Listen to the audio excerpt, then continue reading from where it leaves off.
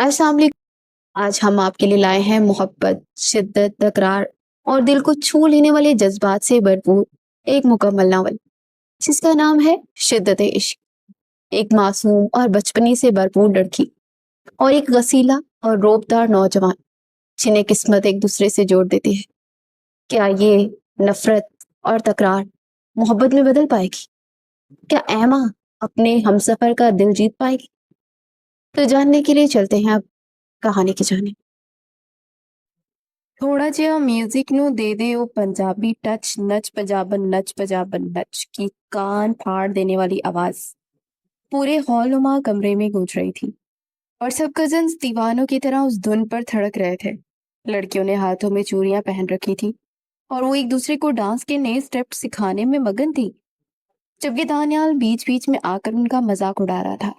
پورا حال کہکوں اور خوشیوں سے گونج رہا تھا کہ اچانک ایک جھٹکے سے بلوٹوتھ اسپیکر کی آواز بند ہوئی اور گانے کی جگہ خاموشی نے لے لی۔ سب کزنس کے قدم وہیں کے وہیں رک گئے اور انہوں نے ایک دوسرے کی طرف دیکھا۔ یار، یہ کیا مصیبت ہے؟ عین وقت پر بیٹری ختم ہو گئی۔ یار، سارا موڈ خراب کر دیا۔ نرما نے جھنجھلا کر اپنے موبائل صوفے پر پھینکا اور غصے سے پیر پٹکنے لگی۔ دانیال نے صوفے پر گرتے ہوئے ایک زوردار کہکا لگایا اور بولا، آپی، آپ کا موبائل اپنے ہوش کھو بیٹھا ہے۔ اسے پتا چل گیا ہے کہ ان لوگوں نے میری جان نہیں چھوڑنی، اسی لیے اس نے بھی کام کرنا چھوڑ دیا ہے۔ کہ اس نے آپ لوگوں کے ڈانس سٹیپس تو نہیں دیکھ لیے؟ دانیال کی اس بات پر ہال میں موجود تمام باقی کزنز بھی کھلکھلا کر ہنس پڑے، لیکن نرما نے اسے غضبناک بوری سے نوازا اور بولی، تم بکواس بند رکھو اپنی، مجھے ابھی وہ ڈانس کی ویڈیوز دیکھنی تھی جو میں نے کل ڈاؤن لوڈ کی تھی، اور اس منحوس فون نے بیچ میں ہی دم توڑ دیا۔ اب میں مہندی کے فنکشن کے لیے تیاری کیسے کروں گی؟ شاہ ویلی میں آج کل بالکل ایسا ہی ہنگامہ اور خوشگوار ماحول ہر وقت برپا رہتا تھا، کیونکہ حویلی کی سب سے بڑی پوتی شہاب شاہ کی اکلوتی بیٹی نرما کی شادی اس کے بچپن کے منگیتر اور خالہ کے بیٹے ابراہیم سے ہو رہی تھی۔ حویلی کو کسی نئی نویلی دلہن کی طرح سجایا جا رہا تھا اور ہر طرف گیندے اور موتیا کے پھولوں کی بھینی بھینی مہک پھیلی ہوئی تھی۔ یہ حویلی 3 خاندانوں کا مسکن تھی جو ایک ہی چھت کے نیچے انتہائی محبت اور اتفاق سے رہتے تھے۔ اس پورے خاندان کو ایک مضبوط دھاگے میں پرونے والی ہستی دادا جان تھے، جو اپنے اصولوں کے پکے مگر دل کے بے حد نرم تھے اور اپنے بچوں اور پوتوں پر جان چھڑکتے تھے۔ دادا جان کے 3 بیٹے تھے، جن میں سب سے بڑے شہاب شاہ تھے، جن کا ایک ہی بیٹا زیان شاہ اور بیٹی نرما تھی۔ زیان شاہ اس پوری حویلی کا سب سے روبدار، غسیلا اور اصول پسند نوجوان تھا، جس کے ماتھے پر ہمیشہ سنجیدگی کے بل پڑے رہتے تھے، اور حویلی کا ہر فرد حتیٰ کہ بڑے بھی اس کے غصے سے خائف رہتے تھے۔ دوسرے نمبر پر رحاب شاہ تھے، جن کی ایک بیٹی کنول اور چھوٹا بیٹا دانیال تھا۔ دانیال ابھی میٹرک میں تھا اور پورے گھر میں اپنی شرارتوں سے ادھم مچا رکھتا تھا، جبکہ کنول انتہائی سلیقہ شار، سمجھدار اور حویلی کے ہر کام کو سنبھالنے والی لڑکی تھی۔ اور سب سے چھوٹے بیٹے دریاب شاہ تھے، جن کا بڑا بیٹا ارحم شاہ اپنی اعلیٰ تعلیم کے لیے بیرون ملک مقیم تھا، جبکہ ان کی سب سے چھوٹی بیٹی ایما شاہ تھی، جو اس پورے خاندان کی جان تھی۔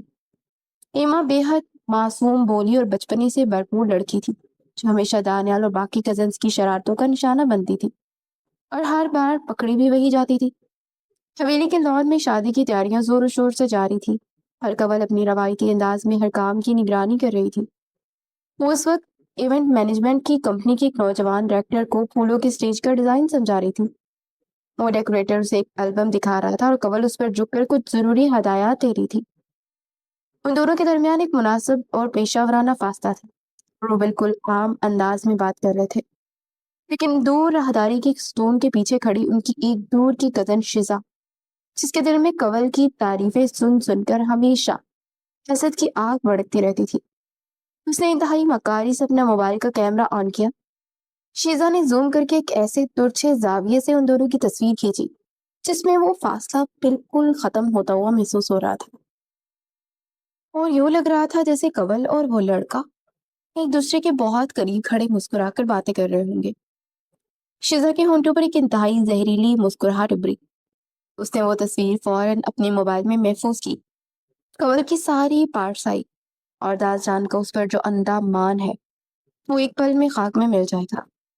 اسے دل ہی دل میں سوچا اور اپنا موبائل دوپٹے میں چھپا کر انتہائی معصوم بن کر کچن کی جانب چلے گئے، جبکہ کنول اس گراؤنی سازش سے بالکل بے خبر اپنے کام میں مگن رہی۔ دوسری طرف ہال میں نرما کی پریشانی بڑھتی جا رہی تھی۔ اس نے اپنے آس پاس بیٹھی لڑکیوں سے کہا، یار پلیز کوئی مجھے اپنا چارجر دے دو، مجھے اپنی پریکٹس مکمل کرنی ہے، ورنہ مہندی پر میرا سارا ڈانس خراب ہو جائے گا، اور میوزک کے بنا تو میرا دل گھبرا رہا ہے۔ لیکن کسی کے پاس بھی اس وقت اس کے موبائل کے ماڈل والا فاسٹ چارجر موجود نہیں تھا۔ دانیال نے ہنس کر کہا، آپ اپنا یہ چائنا کا موبائل بدل لیں، اس کا چارجر تو اب بازار میں بھی نہیں ملتا۔ نرما نے اسے شعلہ زن نظروں سے گھورا اور پھر اس کا دماغ تیزی سے کام کرنے لگا۔ اسے یاد آیا کہ اس کے ماڈل کا اور اتنے تیز چارجر صرف اور صرف اس کے بڑے بھائی زیان شاہ کے پاس ہوتا ہے۔ نرما کے چہرے پر تھوڑی پریشانی کے آثار نمایاں ہوئے، کیونکہ زیان کا چارجر لانے کا مطلب سیدھا سیدھا اپنی موت کو دعوت دینا تھا۔ زیان اپنی چیزوں کے معاملے میں اس قدر حساس اور غسیلا تھا کہ اگر کوئی اس کی اجازت کے بغیر اس کے کمرے کی کسی چیز کو ہاتھ پہ لگا لیتا تو پورا گھر سر پہ اٹھا لیتا تھا۔ اور اس وقت زیان شاہ کا وہ قیمتی چارجر باہر والے کوریڈور کے ایک بورڈ پر لگا ہوا تھا، بیما موبائل، اور زیان خود اپنے کمرے میں موجود تھا۔ نرما نے اپنے ماتھے پر ہاتھ مارا اور بے بسی سے بولی، اف، اب میں چارجر کیسے منگواؤں؟ اگر میں نے اتارا تو زیان بھائی نے سب کے سامنے مجھے ڈانٹ دینا ہے، اور رہی صحیح کسر انہوں نے پوری کر دینی ہے میرا موڈ خراب کرنے کی۔ تو اپنی چیزوں کی ایسی حفاظت کرتے ہیں جیسے خزانہ ہے، لیکن بلی کے گلے میں گھنٹی کسی کو تو باندھنی پڑے گی نا۔ نرما نے کچھ دیر سوچا اور پھر اس کی شرارتی دماغ میں ایک زبردست ترکیب سوچی۔ اس نے فیصلہ کیا کہ وہ خود جانے کی بجائے کسی اور کو بلی کا بکرا بنائے گی، تاکہ اگر زیان کو غصہ آئے اور وہ دہاڑے تو اس کا سارا نظرہ کسی اور پر گرے۔ اس کی نظر ہال کے دروازے سے گزرتی ایک پرانی ملازمہ پر پڑی۔ نرما نے فوراً آواز دی اور ہاتھ کے اشارے سے اسے اپنے پاس بلایا، شازمہ باجی ذرا ادھر آئیے گا۔ نرما نے انتہائی رازداری سے اس کے کان میں سرگوشی کی، ایسا کرو، آپ چپ چاپ جا کر کوریڈور والے بورڈ سے زیان بھائی کا سفید چارجر اتار لاؤ پلیز، میں آپ کو اس کے بدلے میں چھوٹا سا انعام بھی دوں گی۔ ملازمہ نے جیسے ہی زیان کا نام سنا اس کا رنگ ہلدی کی طرح پیلا پڑ گیا۔ وہ نرما کو ایسے دیکھنے لگی جیسے بھوت دیکھ لیا۔ اسے فوراً اپنے دونوں کانوں کو ہاتھ لگائے اور گھبرا کر بولی، ہائے اللہ معاف کرے بی بی جی، آپ مجھے غریب کو کیوں سویری سے نکلوانے پر تلی ہوئی ہیں؟ اگر چھوٹے شاہ کو ذرا سی بھی بھنک پڑ گئی نا کہ میں نے ان کا چارجر اتارا ہے تو وہ مجھے کچا چبا جائیں گے اور میری ساری ہڈیاں توڑ دیں گے۔ میں تو ان کے کمرے کی صفائی بھی ڈرتے ڈرتے کرتی ہوں۔ نہ جی نہ، مجھے کوئی انعام نہیں چاہیے، میں یہ کام بالکل نہیں کر سکتی۔ ملازمہ یہ کہہ کر وہاں سے ایسے غائب ہوئی جیسے گدھے کے سر سے سینگ، اور نرما اسے بس حیرت سے دیکھتی رہ گئی۔ ملازمہ کے بھاگ جانے کے بعد نرما نے مایوسی سے دانیال اور باقی کزنز کی طرف دیکھا۔ دانیال چونکہ پہلے ہی صورتحال سے لطف اندوز ہو رہا تھا، اسے فوراً اپنے ہاتھ کھڑے کر دیے اور ایک قدم پیچھے ہٹتے ہوئے بولا، آپی تو میری طرف تو بالکل مت دیکھیں، میں تو پہلے ہی زان بھائی کی ہٹ لسٹ میں ہوں۔ پچھلی بار ان کا پرفیوم استعمال کرنے پر انہوں نے مجھے جو لیکچر دیا تھا نا، وہ آج تک میرے کانوں میں گونجتا ہے۔ میں نے کوئی چارجر وارجر نہیں لانا، آپ کسی اور کی خدمت حاصل کریں۔ باقی کزن نے بھی دانیال کی بھرپور تائید کی اور سب زان شاہ کے خوف سے پیچھے ہٹ گئے، کیونکہ نرما کی بات سننے کو کوئی تیار ہی نہیں تھا اور سب کو اپنی جان اور عزت پیاری تھی۔ نرما شدید الجھن میں بیٹھی اپنے ناخن چبا رہی تھی، اسے ڈانس کی پریکٹس بھی کرنی تھی اور زان کے غصے کا سامنا کرنے کی ہمت بھی نہیں ہو رہی تھی۔ اسی ادھیرپن میں تھی کہ اچانک ہال کے دروازے پر ایما اندر داخل ہوئی۔ ایما نے خوبصورت سا پیلے رنگ کا سوٹ پہن رکھا تھا، اس کے ہاتھوں میں مہندی کی 2-3 کونس بھی تھی۔ وہ اپنی بڑی بڑی معصوم آنکھوں سے پورے ہال کا جائزہ لے رہی تھی، اس کے چہرے پر پیاری سی مسکراہٹ تھی۔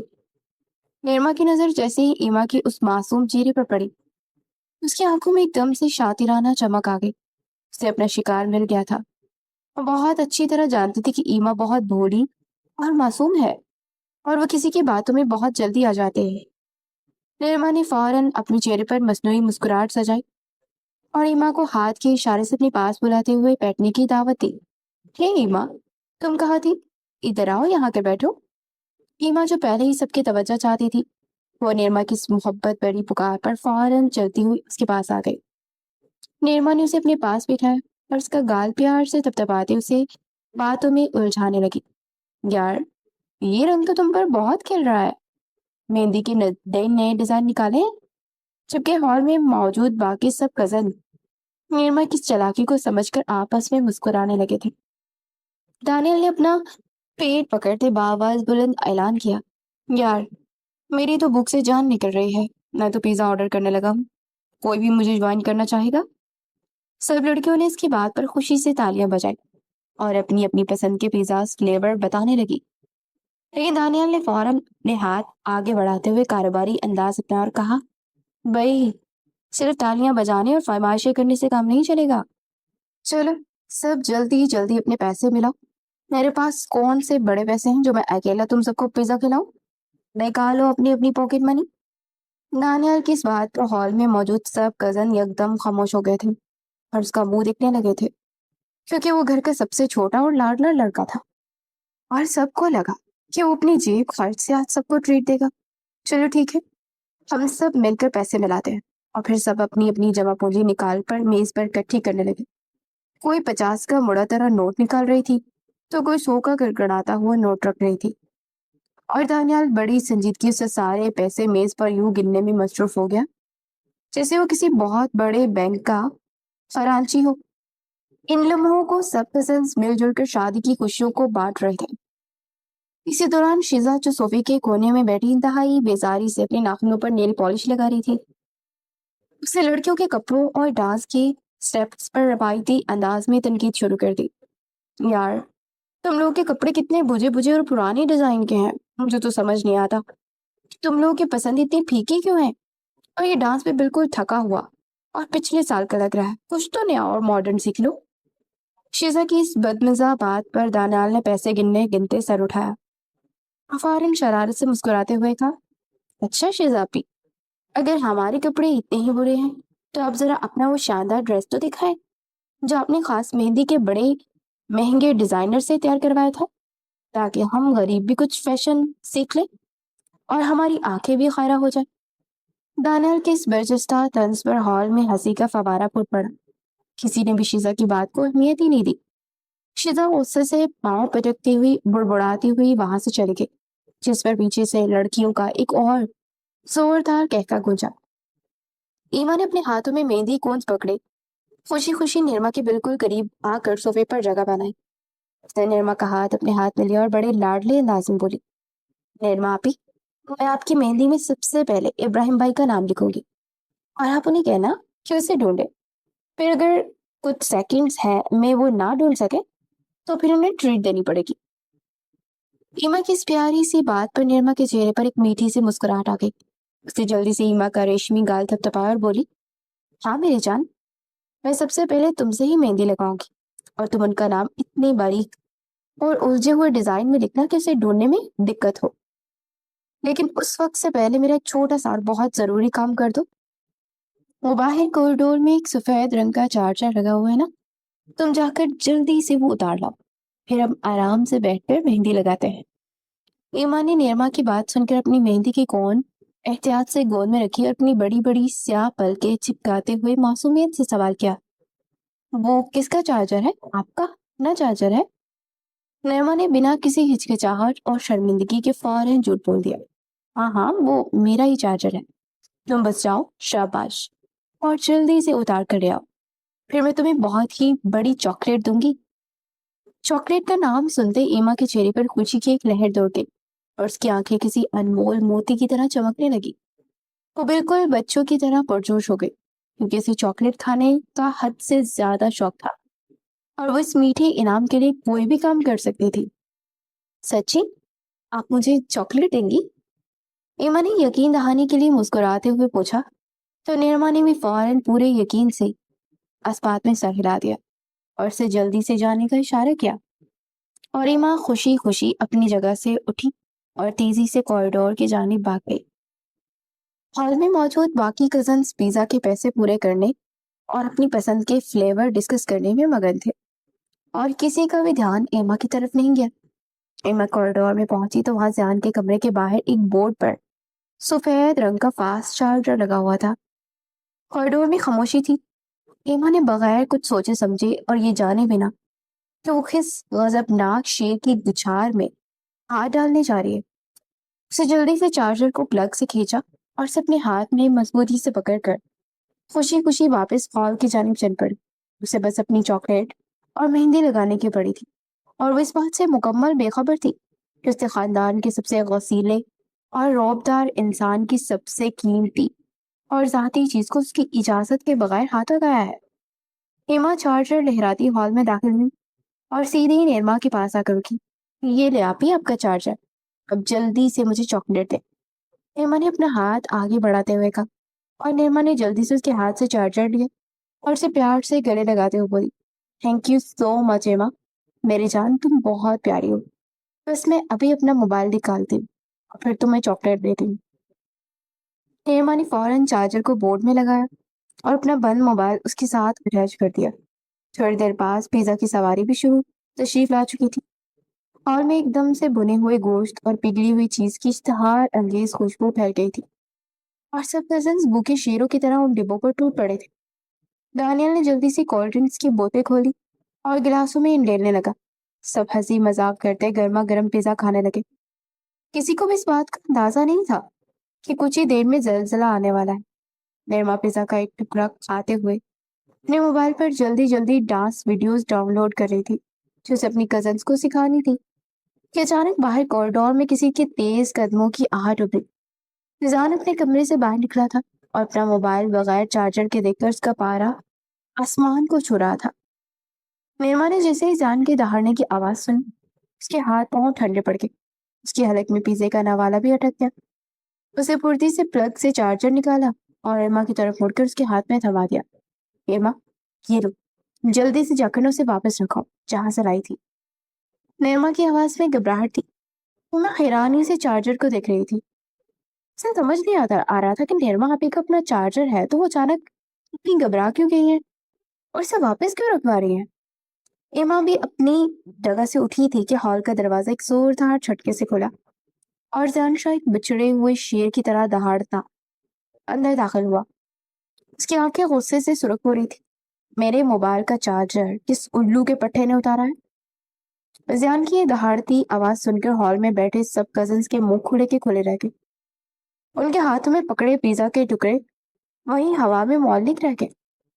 زیان نے پورے ہال پر ایک شعلہ بار نگاہ ڈالی اور سب کزنز ایک ایک کر کے دبے قدموں وہاں سے رفو چکر ہونے لگے، اور دانیال جو پیسے گن رہا تھا اور جس کے ہاتھ میں پیزا کا سب سے بڑا ٹکڑا تھا، اس نے فوراً پیسے جیب میں ٹھونسے اور پیزا کا ٹکڑا منہ میں دباتے دروازے کی طرف دوڑ لگائی۔ نرما نے بھی اپنا سر جھکا لیا اور صوفے کے پیچھے چھپنے کی ناکام کوشش کرنے لگی۔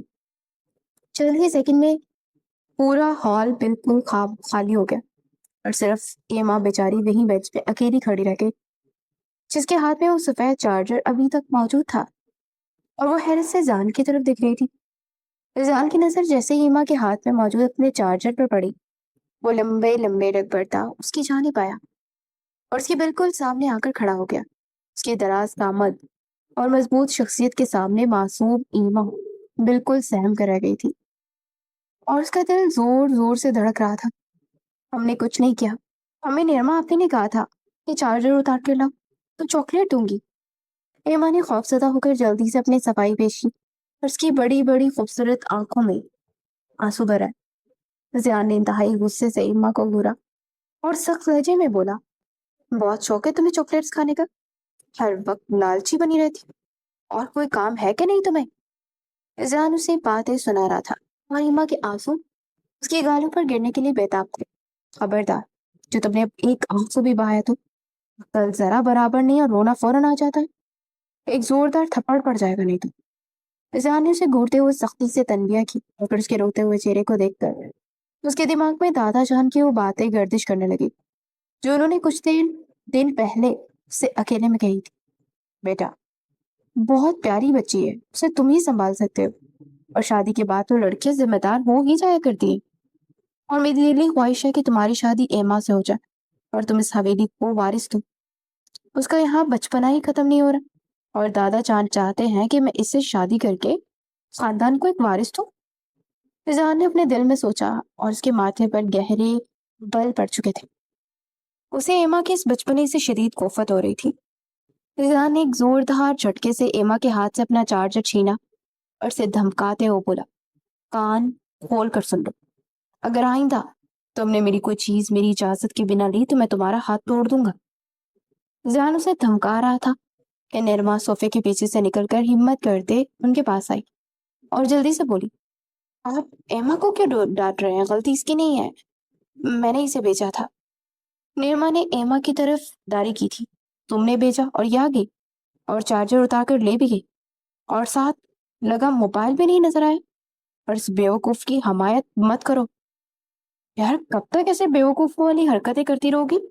تھوڑا تو دماغ ہونا چاہیے، پتہ نہیں کب پڑی ہوگی نکمی کی۔ زان غصے سے اس کا دل زخمی کرتا ہوا چلا گیا۔ جان کی اس کڑوی باتوں پر وہ بری طرح سے ہرٹ ہوئی تھی۔ اسے اپنے ہاتھ کی پشت سے اپنے آنسو پوچھے اور روندے ہوئے لہجے میں بولی، آپی ہم نکمے نہیں ہیں۔ نرما نے جلدی سے آگے بڑھ کر ایما کو گلے لگا لیا اور اس کے آنسو صاف کرتے ہوئے بولی، تم بالکل بھی نکمی نہیں ہو میری جان۔ زان بھائی کا تو کام ہی ہر وقت غصہ کرنا ہے، تو ان کی کڑوی باتوں کو بالکل دل پر مت لیا کرو، وہ تو ہے ہی صدا کے خڑوس۔ میں تمہیں ابھی تمہاری فیوریٹ چاکلیٹ منگوا کر دیتی ہوں، اوکے؟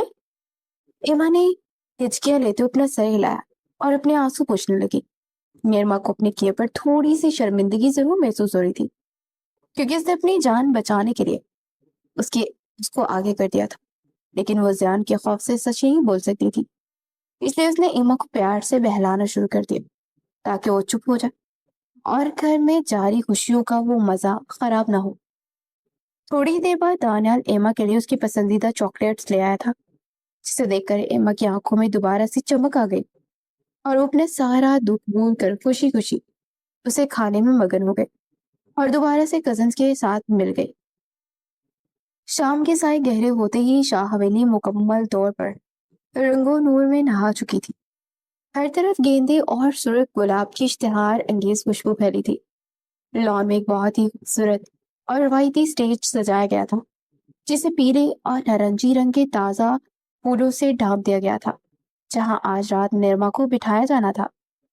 حویلی کے تمام افراد اور کزنز اپنے اپنے خوبصورت اور چمکدار لباس پہن کر لان میں جمع ہو چکے تھے۔ ہال اور لان میں مہندی کے گانوں کی اونچی اور سریلی آواز گونج رہی تھی، جس پر سب کزنز تھڑک رہے تھے۔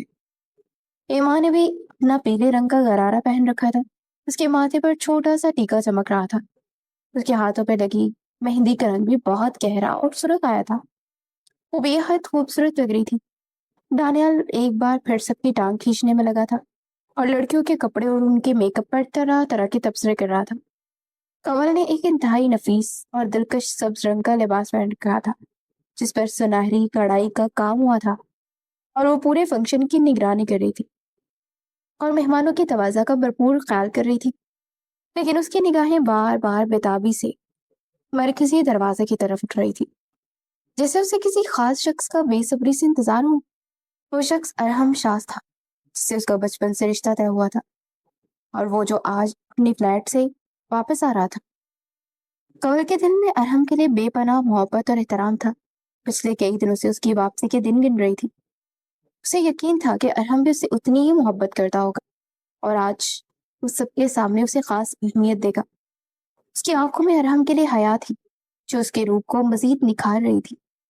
زیان شاہ ایک طرف کرسی پہ بیٹھا خاموشی سے سارے ہنگامے اور رونق تو دیکھ رہا تھا۔ اس نے گہرے نیلے رنگ کا کلف لگا سوٹ پہن رکھا تھا اور اس کے چہرے پر روایتی سنجیدگی طاری تھی۔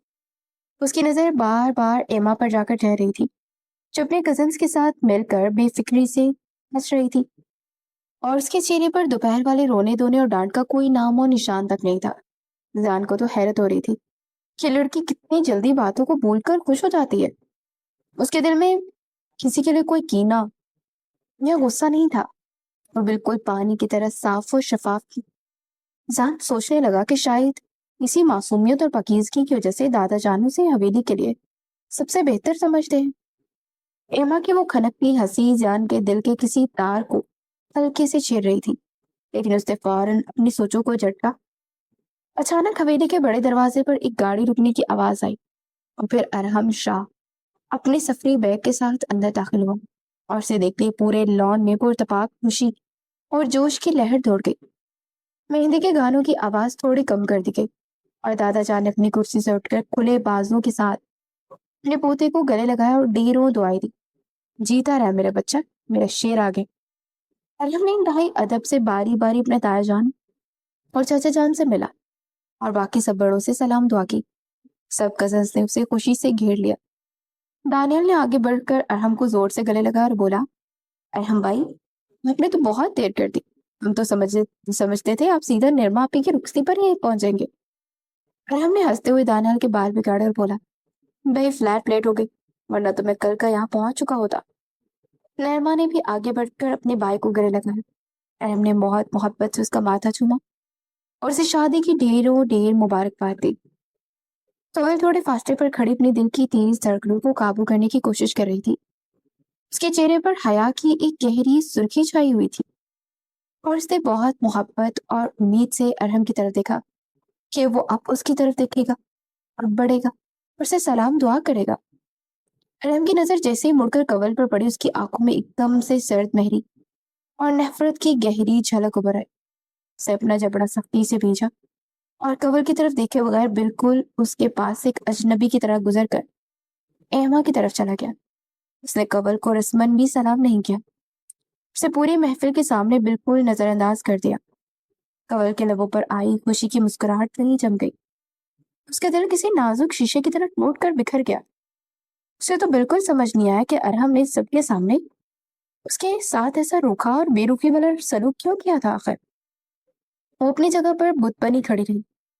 اس کی آنکھوں میں شدید دکھ کی نمی تیرنے لگی، لیکن اس نے بڑی مشکل سے اپنی آنسوں کو پلکوں پر ہی روک رکھا تھا اور اپنی اس خاموش بے عزتی کا گھونٹ پی گئی تھی۔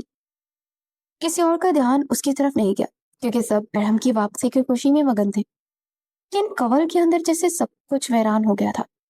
اور ارحم نے ایما کو پیار سے اپنے پاس بلایا اور اس کے سر پر شفقت سے ہاتھ پھیرتے ہوئے بولا، میری گڑیا تو بہت بڑی ہو گئی ہے اور ماشاءاللہ سے اس پیلے جوڑے میں بہت پیاری لگ رہی ہے۔ ایما خوشی سے ارحم کے گلے لگی اور شکایت بڑے لہجے میں بولی، ارحم بھیا، آپ کو پتا ہے آج دوپہر کو زان بھائی نے بھی مجھے ڈانٹا اور ہمیشہ مجھ پر ہی غصہ کرتے رہتے ہیں۔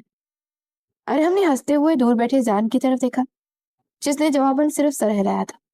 اس کے ہونٹوں پر ہلکی سی مسکراہٹ آ گئی تھی۔ ارحم نے ایما کا گال کھینچتے ہوئے کہا، تم فکر مت کرو، میں زان کی اچھی طرح کلاس لوں گا۔ کیوں میری بہن کو کیوں ڈانٹتا ہے؟ چلو اب جلدی سے سب ادھر آؤ، میں تم سب کے لیے بہت سارے تحفے لایا ہوں۔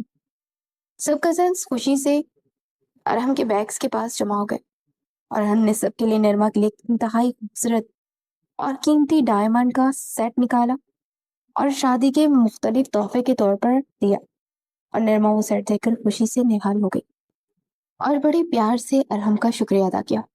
اس کے بعد اس نے دانیال کو ایک لیٹسٹ اسمارٹ واچ دی جسے کہ دانیال دیکھ کر خوشی سے اچھل پڑا، واہ بھائی کیا بات ہے، آپ نے تو دل ہی خوش کر دیا۔ اب باری تھی ایما کی۔ ارحم نے مسکراتے ایک بہت بڑا اور چمکدار شاپنگ بیگ ایما کی طرف بڑھایا۔ ایما نے جلدی سے وہ بیگ کھولا تو اس میں ڈھیروں امپورٹڈ چاکلیٹس اور انتہائی قیمتی اور خوبصورت ریشمی لباس موجود تھا۔ ایما کی خوشی دیدنی تھی، اس نے فوراً ایک بڑی سی چاکلیٹ نکالی اور مزے سے کھانے لگی۔ اس نے بیگ میں مزید جھانکا اور پھر اپنے ارد گرد دیکھا۔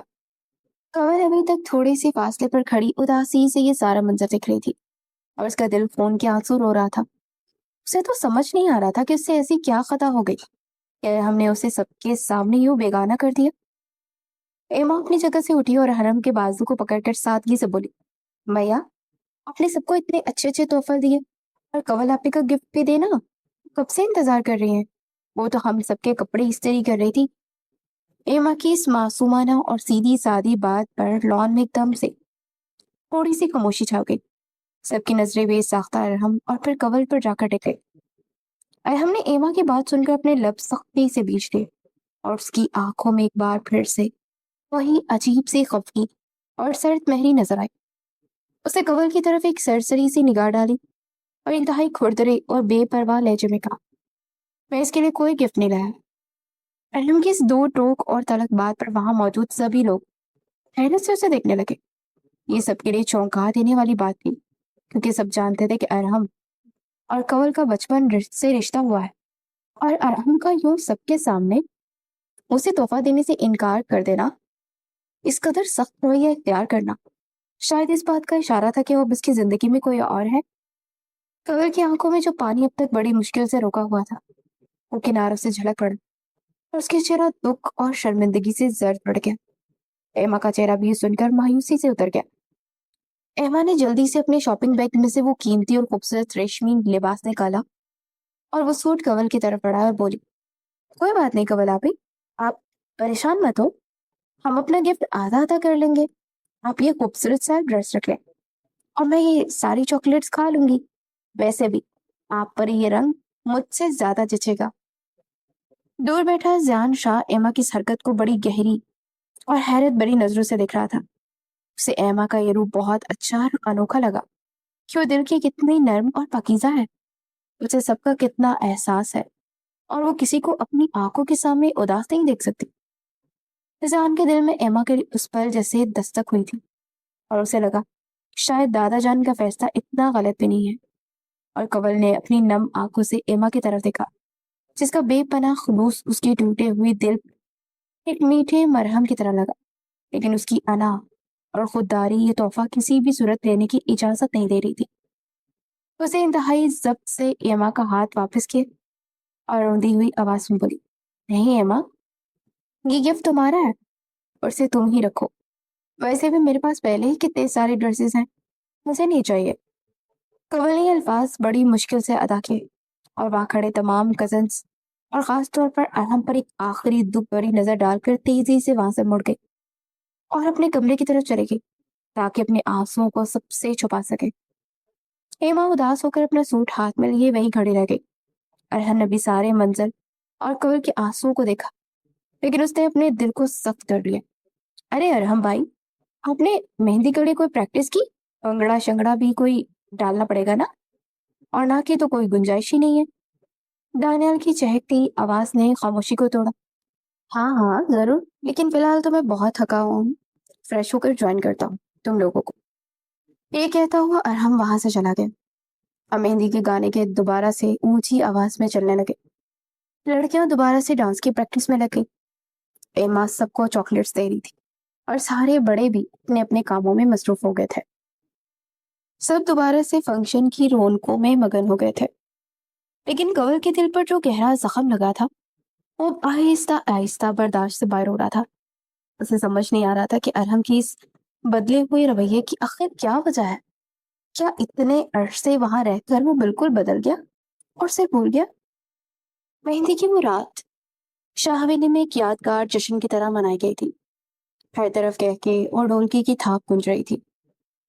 نیرما کی وہ ڈاؤن لوڈ کی گئی ڈانس ویڈیو بڑی اسکرین پر چل رہی تھی، اور سب کزنس ان سٹیپ پر نقل کرتے ہوئے ہال میں دھمال مچا رہے تھے۔ ارحم کی آمد نے تو جیسے اس محفل میں ایک نئی جان ڈال دی تھی، اور وہ سب کے ساتھ مل کر خوشی سے بنگڑا ڈال رہا تھا، اور دانیال کے ساتھ اس کی خوب نوک جھوک بھی چل رہی تھی، اور سب بہت خوش تھے، اور کھانے پینے کا دور بھی عروج پر تھا۔ گرما گرم کباب اور میٹھے کی ٹرے ہاتھوں ہاتھ خالی ہو رہی تھی۔ کنول نے اپنے اندر کے اس شدید طوفان کو انتہائی خوبصورت اور پرسکون مسکراہٹ کے پیچھے چھپا لیا تھا۔ وہ سبز جوڑے میں کسی مغرور شہزادی کی طرح لگ رہی تھی، اور مہمانوں کی توازہ میں اس طرح مگن تھی جیسے اسے ارحم کے اس طرف رویے سے کوئی فرق ہی نہ پڑا ہو۔ وہ جانتی تھی کہ اس کے خاندان کی خوشیوں کا دن ہے، اور وہ اپنی ذات کے دکھ کی وجہ سے نرما کی مہندی کا رنگ پھیکا نہیں پڑنے دے گی۔ ارحم کی نظریں بھی محفل کے ہجوم میں بار بار کنول کے اس پروکار اور بے نیاز روپ میں جا کر ٹھہرتی تھی، لیکن وہ فوراً اپنا رخ موڑ لیتا تھا۔ دونوں نے بظاہر اپنے چہرے پر ایک نارمل اور خوشگوار تاثر سجایا ہوا تھا، لیکن ان کے دلوں کے اندر ایک عجیب سی جنگ چل رہی تھی۔ رات بہت گزر چکی تھی جب لڑکیوں نے تھک کر صوفہ پر خود کو گرایا۔ دانیال یار اب بس بھی کر دو، میری تو ٹانگیں ہی سن ہو گئی ہیں، صبح سویرے اٹھ کر پارلر بھی جانا ہے۔ ویسے بھی ارحم بھائی کو سونے دو، وہ اتنے لمبے سفر سے تھکے ہوئے آئے ہیں۔ ایک کزن نے ہانپتے ہوئے دانیال کو روکا، تو سب نے ہی اس کی تائید کی۔ عدنان نے بھی مسکراتے ہوئے ہار مان لی اور یوں ہنسی مذاق کرتے وہ رات اپنے اختتام کو پہنچی، لیکن کچھ دلوں میں انکہی باتوں کا بوجھ ویسے کا ویسا ہی تھا۔ اگلے دن سورج کی کرنیں حویلی میں ایک نئی خوشی لے کر ابھری تھی۔ آج نرما کی رخصتی کا دن تھا، پر گھر کا ہر فرد ایک عجیب سے جذباتی کیفیت میں مبتلا تھا۔ دوپہر کے وقت حویلی کا بڑا ہال مہمانوں سے کچا کچ پڑا ہوا تھا اور ہر طرف عطر اور موتیا کی ملی جلی خوشبو پھیلی تھی۔ نرما سرخ عروسی جوڑے میں ملبوس اسٹیج پر بیٹھی تھی اور اس کی آنکھوں میں حیا اور جدائی کے آنسو تیر رہے تھے۔ قاضی صاحب نے انتہائی پروکار انداز میں نرما اور ابراہیم کا نکاح پڑھایا اور سب نے مل کر دعائیں خیر کی۔ ہر طرف سے مبارکباد کی صدائیں آنے لگی اور گھر کے بڑوں نے ایک دوسرے کو گلے لگا کر مبارکباد دی۔ دادا جان انتہائی خوش تھے اور ان کا چہرہ فخر سے دمک رہا تھا۔ انہوں نے اچانک اپنی جگہ سے کھڑے ہو کر مائک ہاتھ میں لیا اور پورے مجمع کو مخاطب کرتے اپنی بھاری اور پروکار آواز میں بولے، میری بچی کا نکاح تو ہو گیا ہے، لیکن آج جبکہ ہمارا سارا خاندان سب قریبی عزیز و اقارب یہاں جمع ہے، تو میری یہ دلی خواہش ہے کہ آج ہم اپنے گھر کی دو اور خوشیوں کو ایک نام کر دیں۔ میں چاہتا ہوں کہ لگے ہاتھوں میری چھوٹی بوتی ایما اور جان کا نکاح بھی آج ہی پڑھا دیا جائے اور ساتھ ہی قبل اور ارحم کا نکاح بھی ہو جائے، تاکہ میرے جیتے جی ان بچوں کی زندگیاں بھی سنور جائیں۔ دادا جان کی اس اچانک اور حیران کن اعلان پر ہال میں ایک لمحے کے لیے گہری خاموشی چھا گئی۔ کسی کو بھی اس قدر جلد اور اچانک فیصلے کی امید نہیں تھی۔ ایما اور زیان نے حیرت سے اور پریشانی سے ایک دوسرے کی طرف دیکھا۔ زیان کے ماتھے پر فوراً گہرے بل پڑ گئے۔ اسے ایما میں ابھی تک ایک ناسمجھ بچی ہی نظر آتی تھی اور وہ کسی صورت اتنی جلدی اس رشتے کو نہیں باندھنا چاہتا تھا۔ وہ اپنی جگہ سے اٹھنے ہی لگا تھا تاکہ دادا جان کو اس رشتے سے پیار سے انکار کر سکے، اور ایما بھی گھبرا کر دکھ رہی تھی اور سوچ رہی تھی کہ کچھ بولے یا نہیں، اور اس سے پہلے ہی ارحم نے ایک نیا طوفان کھڑا کر دیا تھا۔ ارحم اپنی جگہ سے کھڑا ہوا اور اس کے چہرے پر بہت سخت اور تلخ تاثر تھے۔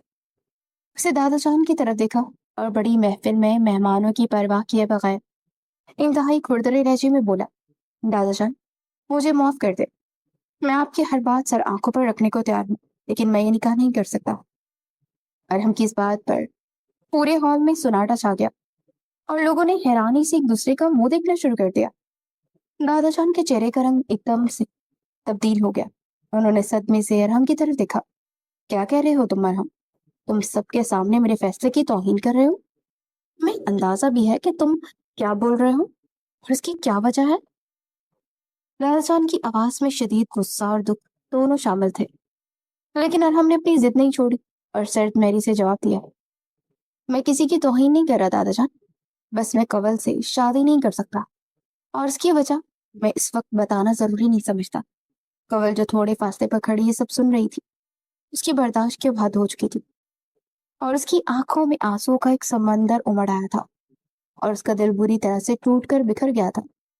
اسے ارحم کی اس قدر سنگدلی اور بے رخی کی بالکل بھی امید نہیں تھی۔ وہ چھپ کر اپنے دوپٹے کے پلو سے آنسو صاف کر رہی تھی، لیکن حویلی کی وہ بہادر بیٹی تھی جسے اپنے خاندان کی عزت سب سے زیادہ پیاری تھی۔ اس نے اپنے آنسو کو سختی سے روکا اور اپنے اندر پیدا ہونے والی شدید بے بسی کو غصے کی ڈھال بناتی انتہائی ضبط اور خودداری سے سر اٹھا کر مجمع کی طرف دیکھا اور پر اعتماد آواز میں بولی، مجھے بھی اس شخص سے کوئی رشتہ نہیں جوڑنا دادا جان، جو رشتوں کا احترام اور محفل کا بھرم نہیں رکھنا چاہتا۔ میں یہ نکاح نہیں کرنا چاہتی۔ قبل کے نے بھی برملا انکار کر کے ہال کا ماحول کشیدہ کر دیا تھا۔ دادا جان کا دل اس اچانک ہونے والے تماشے اور قبل کی آنکھوں میں چھپے ہوئے دکھ سے بری طرح سے بیٹھے لگا۔ انہیں لگا جسے ان کا بنایا ہوا خاندان ان کی آنکھوں کے سامنے بکھر رہا ہے۔ زان اور ایما جو کچھ دیر پہلے اپنے حق کے لیے بولنے والے تھے اور اس نکاح سے انکار کرنے کا ارادہ رکھتے تھے، انہوں نے دادا جان کے چہرے کی ہوئی گہری مایوسی اور ان کی گرتی ہوئی حالت کو دیکھا تو ان کے لبوں پر مکمل خاموشی چھا گئی۔ زان جانتا تھا کہ اگر اس نے بھی اس وقت انکار کر دیا تو دادا جان یہ دوہرا صدمہ برداشت نہیں کر پائیں گے اور ان کی جان کو خطرہ ہو سکتا ہے۔ اس نے ایما کی طرف ایک گہری نظر ڈالی اور ایما نے بھی اس کی نظروں کا مطلب سمجھتے اپنا سر جھکا لیا۔ وہ دونوں اس خاندان کو اور دادا کی عزت اور زندگی کی خاطر اپنے جذبات کا گلا گھونٹ کر خاموش ہو گئے تھے۔ قاضی صاحب کو دوبارہ بلایا گیا फरजान और एमा का निकाह पढ़ा दिया गया। एमा के लबों से निकला हुआ कबूल है उसके मासूम दिल की बहुत बड़ी कुर्बानी था। फैजान ने भी हालात से मुकम्मल तौर पर समझौता कर लिया था। निकाह के फौरन बाद दादा जान ने जान को अपने पास बुलाया और उसके कंधे पर हाथ रखते हुए भराई हुई आवाज में बोले, मेरे बच्चे, तूने आज मेरी इज्जत रख ली है। मैं जानता हूँ ये सब बहुत अचानक हुआ, लेकिन मैं ये भी जानता हूँ कि तुम दोनों एक साथ बहुत खुश रहोगे। एमा को हमेशा प्यार से रखना, बहुत मासूम है। उस फूल को कभी अपनी सख्ती और गुस्से से मुरझाने मत देना। अल्लाह तुम दोनों को हमेशा हंसता बसता रखे।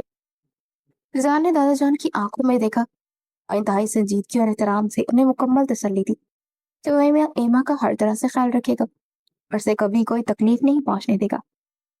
निकाह के बाद निर्मा की रुखसती का वक्त आ गया और हॉल में रोने धोने और जज्बाती मनाजर का सिलसिला शुरू हो गया।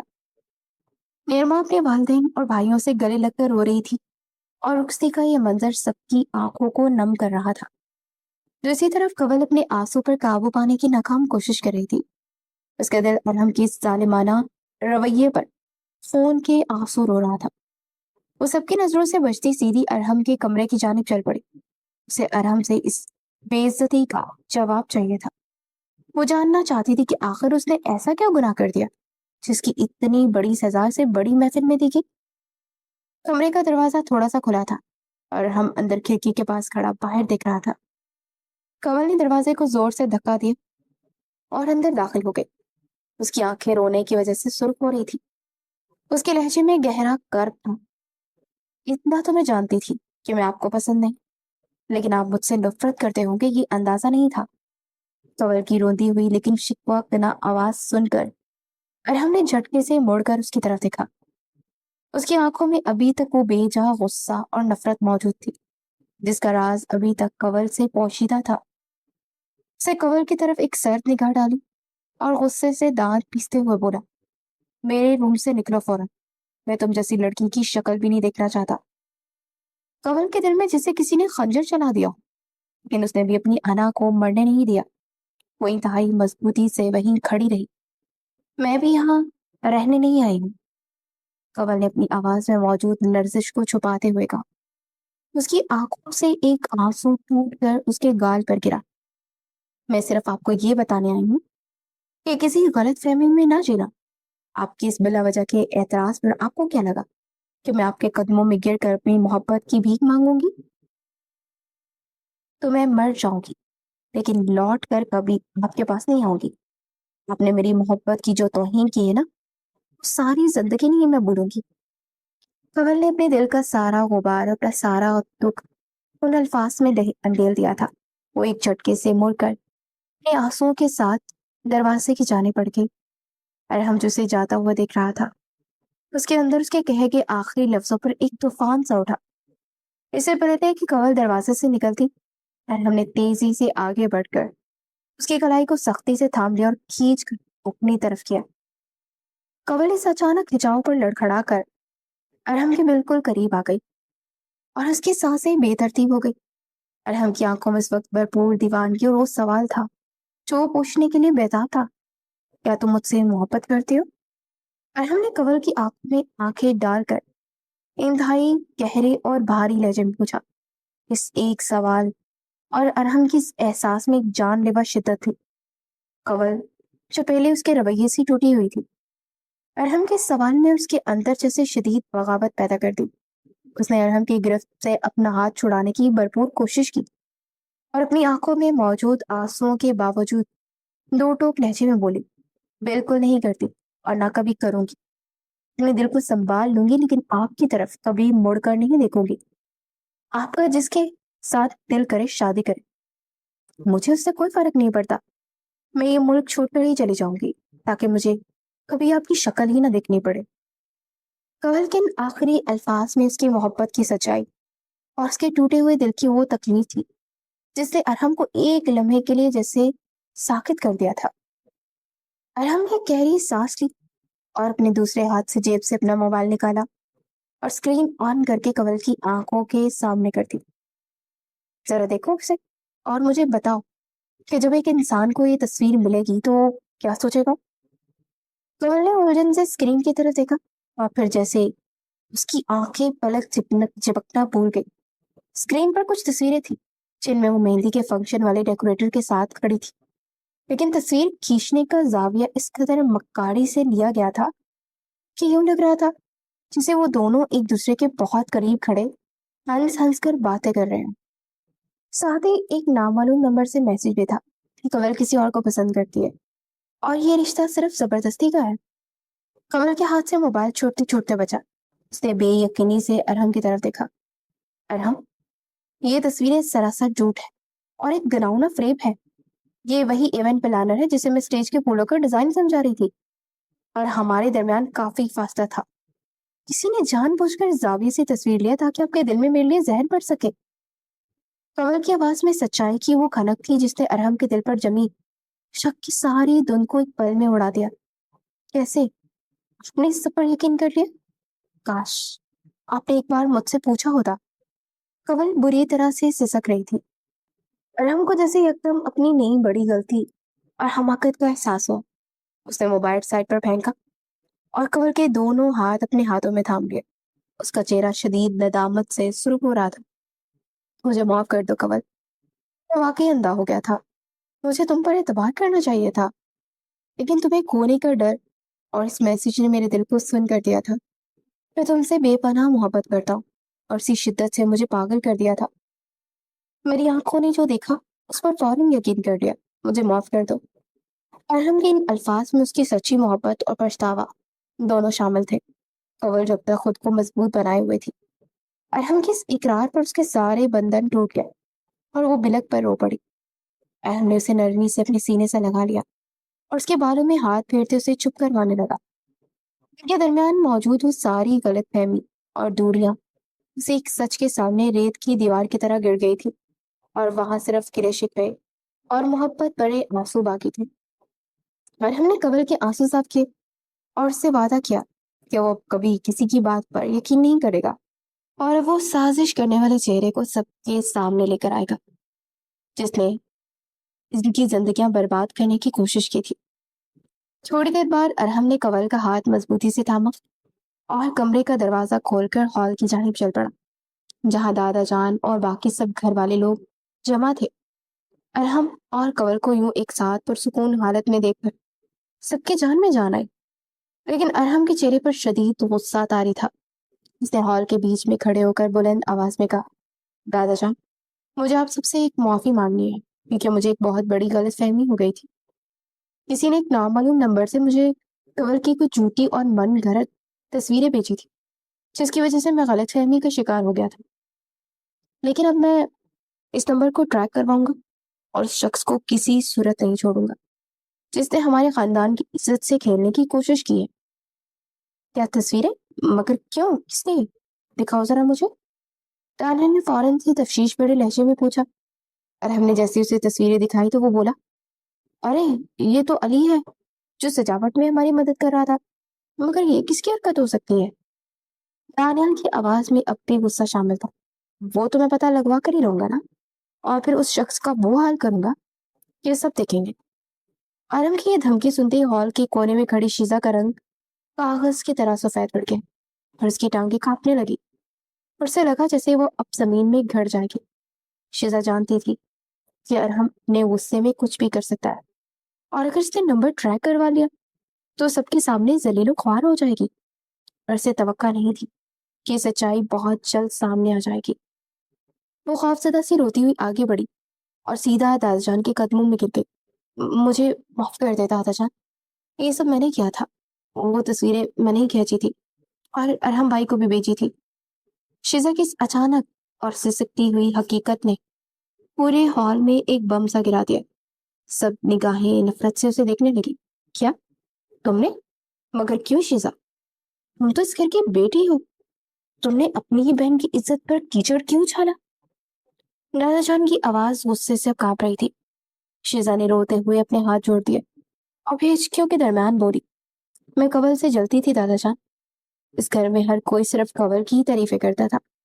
आप सबकी नजरों में सिर्फ कवल ही सुघड़ और अच्छी थी, तो मेरी कोई अहमियत ही नहीं थी। मैं भी अरहम भाई को पसंद करती थी, लेकिन उनका रिश्ता भी कंवल से तय हो गया। मुझसे ये सब बर्दाश्त नहीं हो रहा था। मैंने सद में आकर ये शिजा बात अधूरी छोड़कर रोने लग गई थी।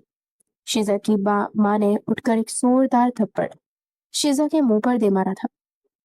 अरे नहीं जुबैदा बच्ची, को अपनी गलती का एहसास हो गया है ना? माना कि उसने जो किया गलत था, मगर जवान बेटी को समझाने का ये तरीका सही नहीं। दादाशाह ने फौरन शिजा की माँ को समझाया। सबके चेहरों पर मायूसी और दुख नुमाया था। दादाजान ने एक लंबी सांस ली और बोले, हसद ने हमेशा इंसान को बर्बाद किया है शिजा। तुमने अपने दिल को काला कर लिया था। मैं तुम्हें इस खानदान की खातिर माफ तो कर रहा हूँ, लेकिन जो दिल तुमने तोड़े हैं उनका हिसाब तुम्हें खुद ही देना पड़ेगा। शिजा रोते हुए अरहम और कंवर की तरफ मुड़ी और उनसे भी माफी मांगने लगी, लेकिन अरहम और कंवर दोनों ने अपने चेहरे पर एक सर्द और खामोश तासुर सजा लिया। वो दोनों खामोश रहे क्योंकि कुछ जख्म इतने गहरे होते हैं कि उन पर सिर्फ खामोशी ही सबसे बेहतर जवाब होती है। शिजा उनकी इन खामोशी को अपनी सबसे बड़ी सजा समझकर रोते हुए वहां से चले गए और उसकी माँ भी माजरत करती हुई उसके पीछे चली गई थी। दूसरी तरफ गहरी रात की खामोशी में हवेली के बालाई हिस्से में जान शाह का कमरा खूबसूरत और मदम सी रोशनी में डूबा हुआ था। रिजान ने अपना लिबास तब्दील किया और इंतहाई पुरसुकून अंदाज में अपने बड़े से बिस्तर पर फैल कर लेट गया। उसकी आंखें बंद थी, लेकिन उसके जहन में आज के दिन की सारी थकन और दादा जान की वो बातें गर्दिश कर रही थी। थोड़ी देर बाद कमरे का दरवाजा इंतहाई आहिस्तगी से खुला और एमा डरते हुए अंदर दाखिल हुई। उसे अरूसी लिबास में दुल्हन की तरह सजाया गया था और वो नादान खुद से आई थी। वो बेहद दिलकश लग रही थी कि उसे देखता रह गया था। उसका मासूम सा चेहरा उलझन और घबराहट का शिकार था। जहान ने आंखें खोलकर उसे देखा तो उसके होंठों पर एक शरारती सी मुस्कुराहट आ गई। उसे सोचा, क्यों ना आज एमा को थोड़ा सा तंग किया जाए। जहान ने फौरन कदरे रूपदार आवाज में कहा, एमा, ये बिस्तर मेरा है और मैं अकेले सोने का आदी हूँ, तो तुम्हें ही समझौता करना होगा। इसलिए तुम वो सामने पड़े सोफे पर एक तकिया लो और नीचे कालीन पर सो जाओ। एमा ने हैरत से अपनी बड़ी बड़ी आंखें चिपकाई और इंतहाई मासूमियत से बोली, लेकिन नीचे मुझे वहां नींद नहीं आएगी। रिजवान ने अपनी हंसी दबाते हुए कहा, बस जो मैंने कह दिया वो करो, वरना मैं तुम्हें कमरे से बाहर निकाल दूंगा। एमा बेचारी ने मुंह लटका और चुपचाप तकिया लेकर जमीन पर एक सिमट पर लेट चुकी थी। अरजान उसे इस तरह मासूमियत से बात मानते देख दिल ही दिल में मुस्कुरा दिया था। वो यूं ही उसे देखते देखते हल्की सी नींद की वादियों में चला गया। कुछ देर गुजरी तो जहान को महसूस हुआ जैसे कोई उसके बिल्कुल पास खड़ा है। उसने हल्की सी आंख खोली तो देखा कि एमा उसके सर पर बिल्कुल पास दुल्हन बनी खड़ी इंतहाई राजदारी से उसे झांक रही थी। बात सुने, कभी कोई चूहा मारा है आपने? एमा ने सरगोशी के अंदाज में ऐसा अजीबो गरीब सवाल किया कि जहान की नींद उड़ गई। उसने हैरत से एमा की तरफ देखा और कहा, क्यों? मैंने क्यों चूहा मारना है? और तुम रात की इस पहर मुझसे ये क्या पूछ रही हो? एमा का चेहरा खौफ से पीला पड़ चुका था। उसे जल्दी से फर्श की तरफ इशारा करते हुए कहा, क्योंकि वहां नीचे एक बहुत बड़ा चूहा है, प्लीज आप उसे मार दे, वरना मैं आपके पास बिस्तर पर आ रही हूँ। इससे पहले कि जान कुछ समझ पाता या उसे मना करता, एमा ने एक जोरदार चीख मारी और छलांग लगाकर सीधी बिस्तर पर आ गई। घबराहट में उसका तवाजुन बिगड़ा और वो सीधी जान के सीने पर आकर गिरी। जान के मुंह से एक हल्की सी निकली थी।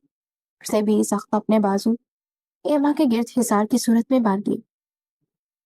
एमा खौफ के मारे आंखें बंद की जान के सीने में छुपी हुई थी। उसके दिल की धड़कन जान को अपने सीने में साफ सुनाई दे रही थी। कमरे की वो सारी खामोशी भी प्यार प्यार भरे एहसास में बदल गई थी। जान ने एमा के बालों को नरमी से हटाया और उसके चेहरे को गौर से देखा, जो कि उस वक्त हया और डर से सुरख हो रहा था। जान को पहली बार शिद्दत से एहसास हुआ कि ये नासमझ और मासूम सी लड़की उसकी बीवी है और उसके जिम्मे उसकी हिफाजत और खुशी की एक बहुत बड़ी जिम्मेदारी है। जान ने हल्के से मुस्कुराते हुए एमा को अपने पहलू में किया और इंतहाई नर्म लहजे में बोला, पागल लड़की, कोई चूहा नहीं है वहां। एमा ने डरते डरते आंखें खोली और फिर जयान को इतने करीब देखकर शर्मा गई। जयान ने उसे खुद से थोड़ा दूर किया और मुस्कुराते हुए पूछा, अच्छा चलो बताओ, मेरी इस भोली सी दुल्हन को मुंह दिखाई में क्या चाहिए? एमा ने जैसे ही मुंह दिखाई का लफ्ज सुना, उसकी आंखों में दोबारा से वो बचकाना सी चमक आ गई। وہ جلدی سے بولی، مجھے وہ ساری چاکلیٹس، لیز، کوک اور کرکرے۔ ارے بس بس چپ۔ جان نے اس کی فرمائش سن کر بے ساختہ اپنا ماتھا پیٹ لیا۔ اب چھوڑ دو ان سب چیزوں کا پیچھا، اب تم میری بیوی ہو، تھوڑی بڑی ہو جاؤ۔ ایما نے خفگی سے اپنا منہ موڑ لیا اور جان سے نظریں چرا لی۔ سیان نے مسکراتے ہوئے اپنے تکیے کے نیچے سے ایک انتہائی خوبصورت اور مخملی ڈبی نکالی اور اسے کھول کر ایما کے سامنے کیا۔ اس میں سونے کی انتہائی چمکدار اور نازک سی چین تھی، جس کے درمیان میں ایک ڈائمنڈ کا خوبصورت سا ہارٹ بنا ہوا تھا۔ ایما وہ ہار دیکھ کر خوشی سے دنگ رہ گئی۔ سیان نے فوراً سے خود آگے بڑھ کر ایما کو پہنایا اور وہ چین ایما کے نازک گلے میں پہنا دی اور پھر ڈائمنڈ کے ہارٹ کی طرف اشارہ کرتے ہوئے بولا، اسے کلک کرو۔ ایما نے ڈرتے ڈرتے اپنے ہاتھ پیچھے کھینچ لیا اور برجستہ بولی، نہیں نہیں، یہ تو ٹوٹ جائے گا نا، اتنا نازک سا ہے۔ زیان نے مسکراتے اس کا ہاتھ پکڑا اور اس کی انگلی سے اس کے ہارٹ کو دبایا۔ ہارٹ ایک دم سے دو حصوں میں بٹ گیا اور ایما نے گھبرا کر رو دینے والے انداز میں کہا، ہائے اللہ، میں نے تو کہا تھا نا یہ ٹوٹ جائے گا، تم نے میرا گفٹ بھی توڑ دیا۔ زیان نے اس کا چہرہ اوپر کیا اور اس ٹوٹے ہوئے ہارٹ کے دونوں حصوں کی طرف اشارہ کیا، جس کے ایک حصے پر ایما کے نام کا پہلا حرف تھا ای اور دوسرے حصے پر زان کے نام کا پہلا حرف زیڈ بہت خوبصورتی سے کندھا تھا۔ ایما اپنے اور زان کے نام کے ان حروف کو دیکھ کر روتی ہوئی آنکھوں کے ساتھ ایک دم سے مسکرا پڑی۔ اسے وہ تحفہ دنیا کی ہر چیز سے زیادہ قیمتی لگا۔ ویسے ہی سب کچھ اتنا اچانک ہوا، آپ کو موقع کیسے ملا یہ سب خریدنے کا؟ ایما نے فوراً سے سوال داغا۔ ویسے تو اتنی معصوم نہیں ہوں جتنا میں سمجھتا ہوں، بڑے چلاک۔ رضیان نے یہ کہتے اسے اپنے پاس کیا کہا، اسی لیے کیونکہ میں تمہیں کب سے پسند کرتا تھا، لیکن بس کہہ نہیں پا رہا تھا۔ یہ خود اپنے دل کی بات سے انجان تھا اور یہ تحفہ کب سے چھپا کر رکھا تھا۔ آج نکاح کی صورت میں یہ سب پر انمول بن گیا ہے۔ رضیان نے ایما کے آنسو صاف کیے اور اسے محبت سے اپنے اور بھی قریب کر لیا۔ ایما کے لیے سب کچھ بہت ہی زیادہ نیا اور دل فریب تھا۔ وہ بس دیکھتی رہ گئی۔ زیان کا پیار بھرا اور نرم انداز ایما کے دل میں ہمیشہ کے لیے سما گیا۔ اس نے ایما کو مکمل طور پر زیان کی محبت کے سحر میں گرفتار کر دیا اور وہ دونوں ایک دوسرے پر محبت کی برسات بڑی دیوانگی سے نچھاور کر رہے تھے۔ رات کا ایک ایک پل، ایک ایک لمحہ ان کی شدت عشق کا گواہ بن گیا تھا۔ اگلی صبح شاہ ویلی میں سورج کی کرنیں ایک نئی اور پرسکون خوشی لے کر ابھری تھی۔ ناشتے کی میز پر آج ایک الگ ہی رونق تھی، جہاں گھر کے تمام بڑے اور بچے جمع تھے۔ شگفتہ بیگم سب کو گرم گرم ناشتہ پیش کرنے میں مگن تھی۔ اتنے میں زیان اور ایما بھی سیڑھیاں اترتے لاؤنج میں داخل ہوئے۔ ایما کے چہرے پر میٹھی سی مسکراہٹ تھی اور زیان کا روایتی سنجیدہ چہرہ بھی آج کافی نرم اور خوشگوار لگ رہا تھا۔ ان دونوں کو ایک ساتھ ہنستا مسکراتا دیکھ سب بڑوں کے چہروں پر طمانینت آ گئی تھی۔ دادا جان نے مسکراتے ہوئے ان دونوں کو اپنے پاس بٹھایا اور ڈھیروں دعائیں دی۔ دادا جان نے ناشتے کی میز پر سب کی توجہ اپنی جانب مبذول کروائی اور انتہائی خوشگوار لہجے میں بولے، چلو بھائی، سب جلدی جلدی ناشتہ ختم کرو اور نکاح کی تیاریوں میں لگ جاؤ۔ میں نے قاضی صاحب کو بلوا دیا ہے، اسے کچھ دیر میں ارحم اور قول کا نکاح ہوگا۔ دادا جان کے اس اعلان پر ہال میں خوشی کی لہر دوڑ گئی۔ شگفتہ بیگم نے جلدی سے کہا، اللہ میرے بچوں کو ہے بری نظر سے بچائے، اور ہاں، میں نے نیرما اور ابراہیم کو بھی ان کے گھر والوں سمیت آج رات کے ولیمے کی دعوت بھی دی ہے۔ وہ لوگ بھی بس دوپہر تک یہاں پہنچ ہی رہے ہوں گے۔ دادا جان نے خوشی سے سر ہلایا اور بولے، یہ تو بہت اچھی بات ہے، آج رات ہماری حویلی کی ساری خوشیاں ایک ساتھ جمع ہوں گی۔ چلو جلدی سے سب تیار ہو جاؤ۔ ناشتے کے فوراً بعد حویلی کے میں ایک بار پھر سے شادی کی میٹھی سی باغم باغ شروع ہو چکی تھی۔ کنول کو اس کی ماں اور تائی نے مل کر انتہائی سادگی کی مگر بے پناہ خوبصورتی کے ساتھ تیار کیا۔ کچھ ہی دیر میں قاضی صاحب بھی تشریف لے آئے اور پورے خاندان کی موجودگی میں ارحم اور کنول کا نکاح پڑھا دیا گیا۔ قبول ہے کہ ان تین الفاظ نے کنول کے دل کے سارے دکھوں کو ہمیشہ کے لیے دھواں دو دیا تھا اور ارحم کی آنکھوں میں اس کے لیے موجود سچا مان اس کی سب سے بڑی جیت تھی۔ نکاح کے فوراً بعد روحاب شاہ خان کی بیگم نے آگے بڑھ کر اپنی بیٹی کا ماتھا چوما اور نم آنکھوں سے اسے دعائیں دی، اللہ میری بیٹی کا نصیب بہت ہی روشن رکھے، تم دونوں کی جوڑی بھی سلامت رہے۔ ضریاب شاہ نے بھی اپنے بیٹے کو گلے لگایا اور اسے کنول کا ہمیشہ خیال رکھنے کی تلقین کی۔ घर के सब बड़ों ने बारी बारी नए जोड़े को अपनी दुआओं के साए में लिया। जान और एमा भी उनके पास आए, उन्हें मुबारकबाद दी। एमा ने खुशी से कंवल के गले लगकर कहा, आपी, आज तो अब दुनिया की सबसे प्यारी दुल्हन लग रही है। जिस पर कंवल ने हंसते हुए उनका गाल खींचा। शाम के साए ढलते हुए हवेली का वसील लॉन पर की कमकुमों की रंग बिरंगी रोशनियों, फूलों की दिलकश महक से सज चुका था। आज शाह हवेली में दोनों जोड़ों का एक इंतहाई शानदार और मुश्तरका वलीमा मुनाकिद किया गया था।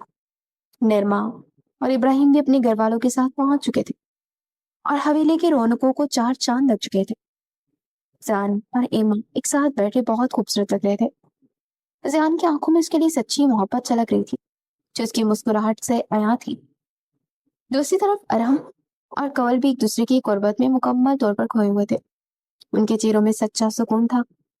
दादाशान अपनी कुर्सी पर बैठे इस पूरे खानदान के हंसते बसते और मोहब्बत से भरपूर मंजर को देखकर अल्लाह का शुक्र अदा कर रहे थे।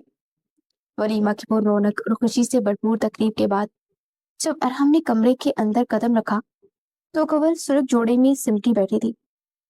अरहम ने करीब आकर इंतहाई नरमी से उसके हाथों को थामा और उसका चेहरा ऊपर उठाया।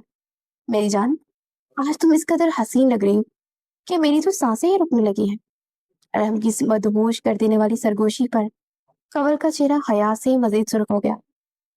अरहम ने उसके माथे का झूमर पीछे किया, उसके लबों के बिल्कुल करीब झुकते हुए बोला, मुझे माफ कर दो कंवल, मैंने अपनी नादानी में तुम्हें बहुत रुलाया है, लेकिन अब मेरी जिंदगी का हर पल सिर्फ तुम्हारी इस दिलकश मुस्कुराहट के नाम है।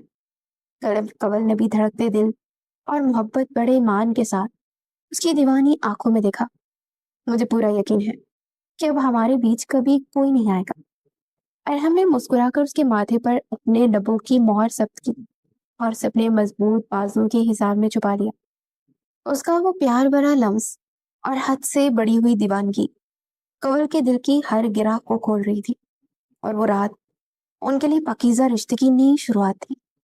बेशक मोहब्बत जब अपने सच्चे रूप में सामने आती है तो हर वो गलतफहमी और दुख को मिटा देती है, और रिश्तों की असल खूबसूरती एतबार और एक दूसरे के एहसास में ही छुपी है। यही वो सच्चा और खालिस जज्बा है जिसे दुनिया शिद्दत इश्क के नाम से जानती है। उम्मीद करती हूँ कि आपको आज की कहानी पसंद आई होगी। कहानी के कौन से ऐसे मोड़ ने आपका दिल छू लिया? अपनी राय का इजहार कमेंट सेक्शन में लाजमी कीजिएगा और हमारी वीडियो को लाइक और शेयर भी लाजमी कीजिएगा। और ऐसी ही मजीद रोमानवी और दिलचस्प कहानियां सुनने के लिए हमारे चैनल को सब्सक्राइब करें और जाते जाते बेल आइकन भी दबा दीजिएगा, ताकि आपको सबसे पहले नोटिफिकेशन मिल सके और आपसे कुछ भी मिस ना हो सके। तो अगली कहानी के साथ जल्द फिर मिलते हैं। अल्लाह हाफिज।